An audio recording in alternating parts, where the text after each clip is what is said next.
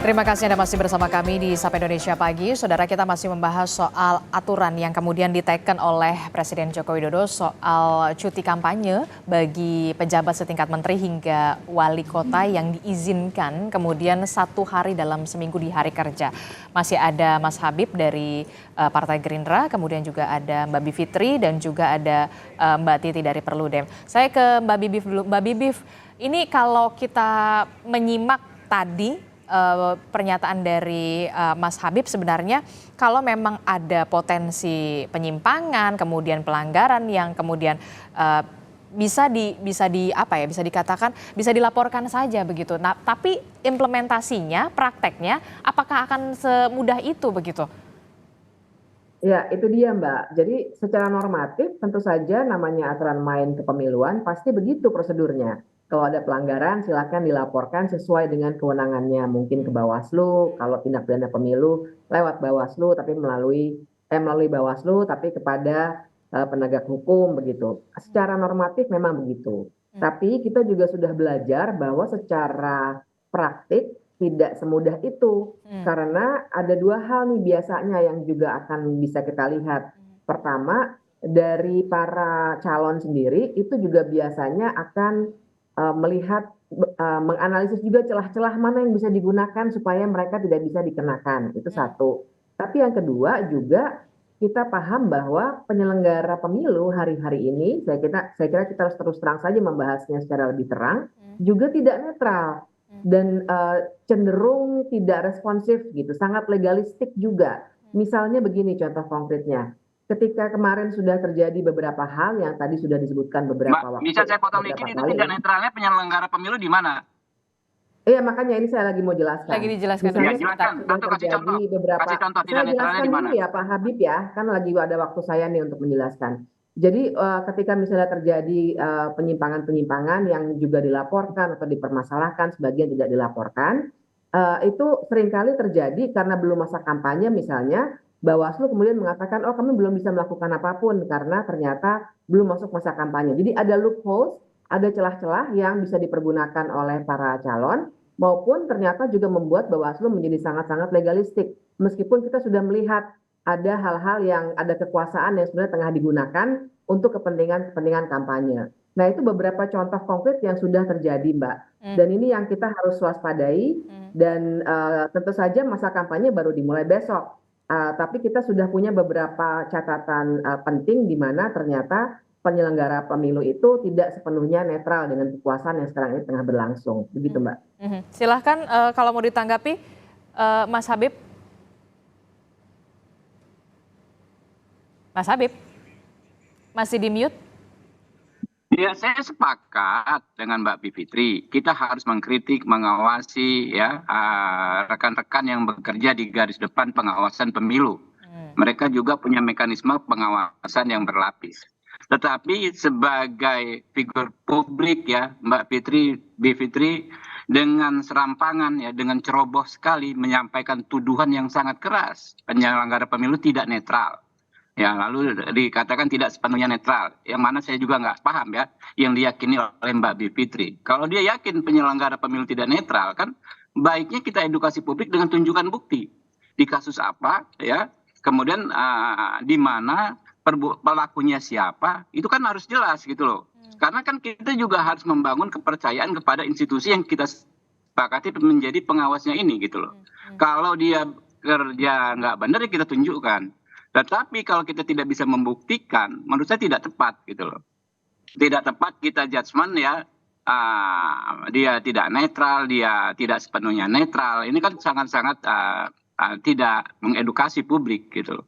Jadi nggak apa-apa lah, saya pikir kita perlu teman-teman yang kritis seperti ini ke depan, saya yakin ya, dengan situasi seperti saat ini, siapapun tidak akan bisa melakukan kecurangan dengan leluasa, ya, siapapun. Ya, Karena siapapun kita ya, karena semua ya, sudah pegang handphone, kemudian kalau misalkan ya, bisa dibuktikan ada video dan juga foto, tinggal dilaporkan begitu. Ya, tetapi sebaliknya ya kan, kita juga nggak bisa mendorong-dorong publik untuk melakukan yang namanya misalnya pengadilan publik, ya kan, pengadilan dengan media nggak bisa. Tetap aja kita harus mengajarkan publik, sampaikan ke penyelenggara pemilu. sampaikan ke penyelenggara pemilu bidang pengawasan gitu. Jangan sampai kita membuat statement yang prematur ya, apalagi itu menuduh ya. Menurut saya itu sangat-sangat tidak elegan. Oke. Nah, kalau kita hari-hari ini memang kemudian harus bisa apa ya, pasangan calon ketiga kandidat ini bisa dikatakan harus lebih ekstra hati-hati ya begitu ya Mbak Bivitri dan juga Mbak Titi, karena semuanya sudah pegang handphone, semuanya bisa ada buktinya, video dan juga foto secara cepat dan juga mudah begitu ya. Kalau memang ditemukan ada potensi pelanggaran di situ kemudian dilaporkan begitu. Nah, Mbak Titi, Anda melihatnya dampaknya seperti apa ini soal ketidaknetralan atau dugaan ketidaknetralan ini? Jadi kalau kita lihat postur kabinet kita hari ini, pejabat negara yang berstatus menteri atau wakil menteri yang terlibat di dalam proses kontestasi itu menyebar di 3 pasangan calon. Betul. Baik sebagai pasangan calon, baik sebagai ketua umum partai, sebagai caleg, ataupun sebagai tim pemenangan. Jadi sebenarnya publik dan pasangan calon itu harus mewaspadai satu sama lain. Tetapi memang sulit bagi publik untuk bisa aktif karena ini melibatkan kekuasaan, melibatkan mereka yang punya pengaruh. Pengalaman selama ini kasus politik itu bukan kasus yang mudah. Betul. Itu kasus yang penuh tekanan dan tensi politik. Tidak semua orang berani melaporkan pelanggaran. Bahkan pada level masyarakat akar rumput, melaporkan pelanggaran atau tindak pidana jual beli suara politik uang, itu tidak semua punya keberanian. Jadi ekses politiknya itu nyata begitu, karena beberapa teman kami, bukan beberapa, mohon maaf, satu, misalnya teman kami pada pemilu 2014 melaporkan politik uang, justru malah kena serangan balik dan mengalami proses kriminalisasi. Jadi keberanian itu tidak mudah. Nah, saya sendiri selama ini selalu berusaha untuk melaporkan. Tetapi ya begitu hasilnya. Misalnya soal verifikasi partai. Itu terlihat sekali di DKPP ada bukti bahwa ada masalah atau manipulasi di dalam verifikasi partai. Tetapi yang kena itu adalah operator lapangannya. Soal pencalonan keterwakilan perempuan. Jadi memang tidak mudah, Mbak. Hambatannya itu besar gitu. Nah, tetapi di sini saya kira karena potensi penyimpangan itu atau pelanggaran itu ada menyebar pada 3 pasangan calon, ya pasangan calon memang harus saling kontrol. Terutama kemudian sebenarnya kuncinya itu ada pada Pak Jokowi ya, karena izin itu kan ada pada Pak Jokowi. Jadi dalam konteks bagaimana memastikan jalannya kabinet dan pemerintahan dengan baik, apalagi di akhir masa jabatan, program-program strategis nasional itu harus dituntaskan. Jadi elemen pengawasan itu juga harus berjalan dari sisi presiden di dalam memastikan bahwa anggaran, sumber daya, birokrasi, kewenangan itu tidak dimanfaatkan untuk kepentingan-kepentingan menyimpang di dalam proses elektoral kita. Apalagi misalnya kan Pak Jokowi pernah tuh menyoroti soal dana stunting yang ternyata alokasi dananya lebih banyak kepada hal-hal yang sifatnya expose atau kemudian seremoni begitu ya. Nah, hal-hal seperti itu mengindikasikan bahwa mentalitas untuk bekerja secara efektif dan tepat sasaran tidak sepenuhnya hadir di dalam pemerintahan kita. Apalagi kemudian ada kepentingan politik di sana dan semuanya punya potensi untuk kemudian melakukan pelanggaran. Jadi memang dalam hal ini kita harus menagih ya Bawaslu untuk lebih proaktif, lebih sigap lagi. Karena kalau mengandalkan masyarakat ya terus terang tadi hambatannya banyak begitu, walaupun masyarakat juga melakukan hal yang sama dengan segala modalitas yang mereka punya. Nah, Bawaslu yang saya kira itu sampai hari ini itu kita masih tunggu begitu, karena contoh soal beberapa kasus itu pendekatannya cenderung ya menyerah kepada tidak ada pasalnya, lalu ada aturan, tidak ada sanksinya. Nah, padahal kalau dia mau progresif, misalnya undang-undang itu memberikan power yang sangat besar pada Bawaslu yang disebut dengan penanganan pelanggaran administratif, yang sanksinya bahkan bisa memutuskan tidak diikutsertakannya peserta pemilu dalam tahapan tertentu. Tinggal kemudian komitmen, kemauan, dan juga konsistensi untuk bekerja secara progresif tadi itu. Anda sepakat Mbak Bivif dengan apa yang dikatakan kemudian Mbak Titi, memang semuanya punya handphone, bisa melaporkan, tapi tidak semuanya punya keberanian untuk melaporkan. Iya, itu jadi soal. Jadi gini, kalau misalnya dibilang masyarakat sipil juga hanya menyebarkan berita-berita yang tidak benar, sebenarnya tidak betul. Karena sebenarnya kelompok-kelompok masyarakat sipil itu kami merasa tidak punya kemewahan untuk memilih saluran mana yang harus kami gunakan untuk mempermasalahkan hal-hal ketidakadilan selama masa pemilu ini. Sehingga kami ke Bawaslu, kami ke DKPP, ke KPU juga pernah, dalam banyak hal ya. Artinya berbagai cara yang tersedia, forum yang formal sesuai Undang-Undang Pemilu yang tentu saja kami semua sangat pahami, maupun yang informal berupa pelaporan-pelaporan langsung oleh masyarakat, rekaman dan seterusnya, tetap diupayakan. Jadi semua channel ini harus kita jaga betul, karena kita ingin supaya pemilu kita jujur dan adil. Betul. Nah, tapi pertanyaan Mbak kan tadi benar sekali, masyarakat juga tidak sepenuhnya merasa aman untuk melakukan perekaman maupun pelaporan-pelaporan seperti itu. Karena undang-undang kita juga tidak melindungi, kita masih punya undang-undang soal ITE misalnya, yang bisa dengan mudah menjerat orang-orang dengan pasal-pasal pencemaran nama. Belum lagi yang sifatnya bukan undang-undang, tapi tekanan yang diberikan langsung, bahkan kadang-kadang di muka publik, awas ya kalau Anda mengatakan ini saya ancam, saya bawa kamu. Ancaman seperti itu yang mungkin saja tidak berujung pada pengadilan ataupun pemenjaraan apalagi, tapi kan ancaman seperti itu ketika diucapkan di muka publik juga satu membuat orangnya takut, tapi kepada publik juga memberi pesan yang kuat bahwa jangan kalian macam-macam untuk mempersoalkan berbagai peserta pemilu karena ada jeratan hukum yang mungkin bisa menjerat Anda. Belum lagi yang di lapangan, yang didatangi langsung dan lain sebagainya, yang juga terjadi. Nah, ini sebenarnya situasi yang sekarang tengah kita hadapi bersama. Nah, itu justru kuncinya memang karena ada tangan-tangan kekuasaan yang kadang-kadang kalau kita berbicara legal formal saja, Mbak, mungkin memang tidak sepenuhnya akan terjadi seperti saya katakan, ancaman nanti saya laporkan ke polisi. Mungkin hanya ancaman, tapi kan ketakutan dengan kenyataan adanya proses hukum, itu dua hal yang berbeda. Ketakutan itu semua orang bisa lakukan atau bisa rasakan dengan lebih cepat, dan itu yang belakangan ini sering terjadi, apalagi memang sudah ada satu dua contoh-contoh di mana mantan jurnalis seperti Aiman Wicaksono, mantan ya karena dia juga sudah mencalonkan diri, atau misalnya jurnalis lainnya yang juga diancam di muka publik, itu sudah memberikan pesan yang kuat sehingga memberikan juga ancaman yang membuat masyarakat juga punya kekhawatiran. Ya, jadi geraknya harus rame-rame. Saya tidak bilang tidak perlu, tapi hal-hal seperti ini juga harus kita jaga sama-sama. Karena keinginannya kita ingin pemilu ini jurdil sehingga nanti punya legitimasi. Oke, Mas Habib, ini kan kalau kita lihat oke lah betul semua orang punya handphone, tapi tidak semua orang punya keberanian, apalagi kemudian nanti yang ditakutkan adalah pengancaman begitu. Nah, Anda melihatnya seperti apa?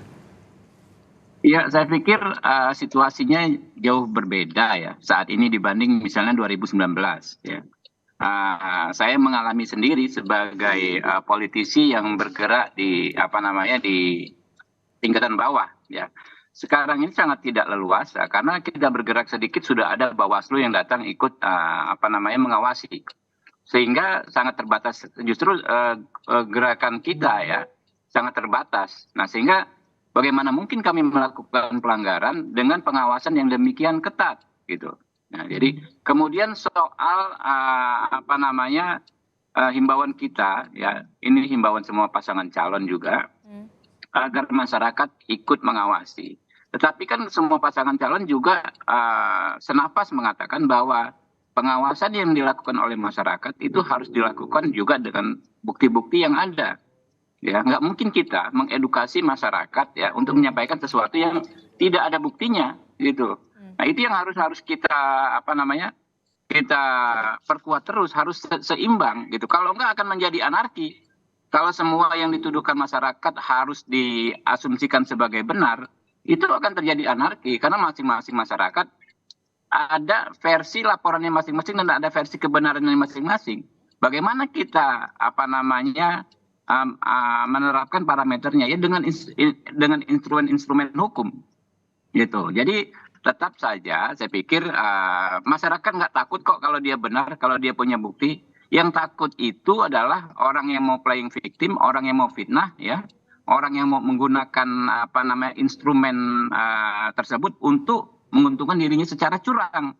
Kalau niatnya memang curang ya pasti takut gitu loh. Dan ini pemerintah Mbak Bivitri tadi katakan misalnya ada instrumen hukum undang-undang ITE dan lain sebagainya. Mungkin Mbak Fitri kurang update juga ya, bahwa di pemerintahan Pak Jokowi ini sudah 2 kali undang-undang ITE itu direvisi ya. Pasal 27 baru kemarin direvisi, pasal 28 juga ya. Tapi Unsur manfaatnya ya dari antar golongannya juga sudah dihilangkan. Begitu juga di KUHP yang baru, Mbak Bivitri ya, kita mengenal yang namanya azas dualistis ya di pasal 36 ya. Lalu juga bagaimana Undang-Undang 146 yang paling sering dijadikan alat untuk menjerat orang yang dianggap kritis secara politik, itu sudah diganti dengan pasal 263 di KUHP baru yang jauh lebih adil gitu kan, karena orang baru bisa dijerat dengan berita bohong, pasal berita bohong tersebut kalau terjadi kerusuhan akibat apa yang disampaikan. Jadi sekarang kita punya infrastruktur hukum ya, punya peraturan perundang-undangan yang jauh lebih baik daripada sebelum-sebelumnya. Oke, silahkan Mbak Bivitri. Ya, jadi saya perlu klarifikasi karena satu KUHP itu belum berlaku ya, baru berlaku 2026. Kemudian kalau Undang-Undang ITE sebenarnya pasal 27 ayat 1 dan 2 dan 3 ini yang sering kita permasalahkan sebenarnya belum berubah terlalu banyak. Bahkan masih ada nanti siang ini Haris dan Fathia itu yang terkena pasal-pasal pencemaran nama juga baru akan menyampaikan pledoinya nanti siang misalnya. Itu salah satu contoh saja. Dan ada beberapa pasal lainnya yang juga masih kerap digunakan sekarang sedang kami ajukan ke Mahkamah Konstitusi, yaitu peraturan mengenai hukum pidana yang juga soal menyebarkan berita onar, yang artinya masih banyak pasal-pasal hukum yang masih bisa digunakan dengan konstruksi hukum sedemikian rupa untuk orang-orang yang mencoba untuk kritis. Nah, ini situasi sebenarnya yang sekarang tengah terjadi. Nanti siang masih ada sidang kok soal itu. Artinya memang masih aktif. Masih ada prosesnya yang harus digulirkan. Masih ada proses dan masih sering dijadikan ini cara untuk mengancam juga. Hati-hati loh, nanti jangan lupa Anda bisa kena pasal pencemaran nama misalnya seperti itu. Jadi situasinya masih belum seindah yang kita harapkan yang tadi kita bahas, begitu Mbak. Belum seindah seperti yang kita harapkan ternyata Mas Habib. Mas Habib masih di mute, maaf. Ya, ini sudut pandang soal gradasi. Orang yang mungkin paradigmanya memandang semua secara pesimis ya menyampaikan apa yang seperti disampaikan Mbak Titi. Tapi kita lebih kepada ikhtiar ya. Bukan tidak ada perbaikan sama sekali. Dan KUHP baru itu walaupun ya soal dualistik itu ya kalau bisa dipahami, walaupun baru berlaku ketika KUHP nanti disahkan, tetapi politik hukum kita sudah seperti itu dan mulai sekarang sudah bisa diterapkan. Ya, bagaimana setiap pembuktian ujaran ya, apakah itu mencemarkan nama baik atau lain sebagainya, harus dibuktikan ada mens reanya, sudah bisa diterapkan saat ini. Gitu loh. Kenapa? Itu kan politik hukum. Politik hukum. Ya memang karena kan perlu penyesuaian. Ini kan kita bikin KUHP. Itu kan konteks yang lain. Yang Anda sampaikan KUHP belum berlaku bukan untuk mengham. Oke, Mas Habib terakhir singkat saja. Berarti untuk pasangan Prabowo Gibran sudah mengajukan cuti ya? Mas Habib? Peraturan yang begitu besar. Mas Habib, sayang sekali kita terputus audionya. Mbak Titi, terakhir Mbak Titi, dengan adanya PP 53 tahun 2023 ini, apa yang harus dicermati baik dari pemilih dan juga pasangan calon? Mbak Titi, silakan. Mbak Titi Anggraini.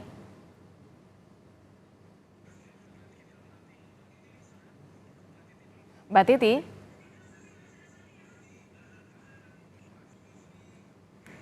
Baik, kita mengalami gangguan komunikasi dalam dialog kita, sayang sekali, tapi kita akan mencoba untuk memperbaiki sambungan internet karena memang tadi kita masih membahas soal bagaimana peraturan pemerintah nomor 53 tahun 2023. Mbak Titi, bisa dengar suara Adisti di studio?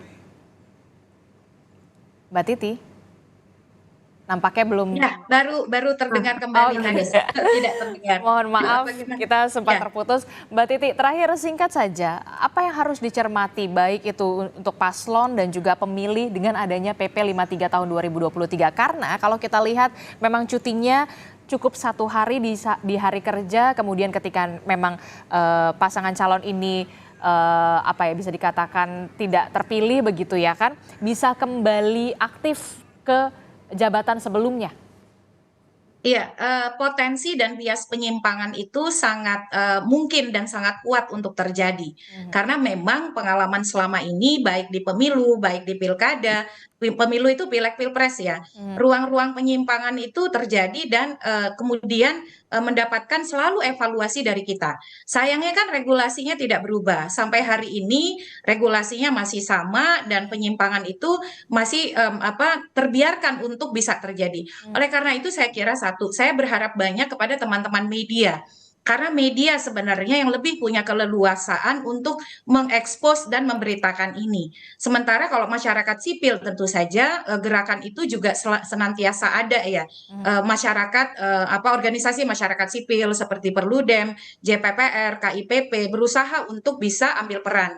Tetapi memang itu tidak mudah. Dan yang berikut adalah menyoroti kinerja Bawaslu. Meskipun Bawaslu ditopang oleh personel yang sangat banyak, kewenangan yang sangat besar, baik dari sisi kelembagaan ataupun anggaran, ternyata kalau dibandingkan pemilu 2019, ada penurunan performa yang menurut saya itu cukup mengkhawatirkan. Dan ini dorongan kita atau kemungkinan atau bukan dorongan ya, tetapi justru sorotan dan desakan bagi Bawaslu untuk lebih efektif dan sigap lagi di dalam melakukan pengawasan dan penegakan hukum pemilu. Itu harus terus kita suarakan. Karena memang kalau Bawaslu-nya saja tidak sigap dan tidak proaktif, di tengah dinamika kompetisi yang jauh lebih sengit dengan keterlibatan pejabat negara yang jauh lebih banyak, nah ini akan mengganggu kualitas dan kredibilitas pemilu kita, Mbak Disti. Itu yang tentu saja kita harapkan bersama-sama ya, kemudian menciptakan pemilu yang jujur, adil, begitu ya. Nah terakhir, saya mau ke Mas Habib. Mas Habib, besok kan hari Selasa, masa kampanye dimulai begitu tanggal 28 November. Untuk pasangan Prabowo Gibran, apakah kemudian kampanye ini besok mulai cuti atau seperti apa, berbarengan kampanyenya atau membagi tugas? Terakhir. Ya, saya belum dapat update ya. Yang jelas kami pasangan Prabowo Gibran komit untuk mematuhi semua peraturan perundang-undangan ya terkait pemilu ini dalam melaksanakan aktivitas kampanye. Kami menyerukan ya masyarakat untuk kritis mengawasi kinerja pelaksana dan pengawas pemilu untuk memastikan tidak terjadinya pelanggaran-pelanggaran. Namun ya dalam satu tarikan napas yang sama, kami juga menghimbau masyarakat untuk menghindari perbuatan menyebarkan fitnah, menyebarkan tuduhan yang tidak ada dasar dan tanpa buktinya, demi menjaganya ketertiban ya dalam pelaksanaan pemilu ini. Oke, terakhir Mbak Bivitri, singkat saja. Ya, memang kita harus perhatikannya sekarang jauh lebih detail karena tadi di dua hal kita bisa lihat ya. Pertama, penggunaan anggaran yang sangat mungkin kalau cutinya hanya 1 hari dalam seminggu itu akan sangat susah untuk dibedakan dalam kapasitas apa mereka sedang melakukan kegiatan. Nah, jadi tentu saja kita dorong terus supaya pengawasannya jauh lebih ketat gitu ya. Dan yang kedua untuk juga sangat mendorong Bawaslu terutama dan seluruh jajarannya supaya lebih responsif dan pegangannya jangan terlalu legalistik pada pasal, tapi pada kualitas pemilu. Betul-betul harus jujur dan adil untuk semua pasangan calon.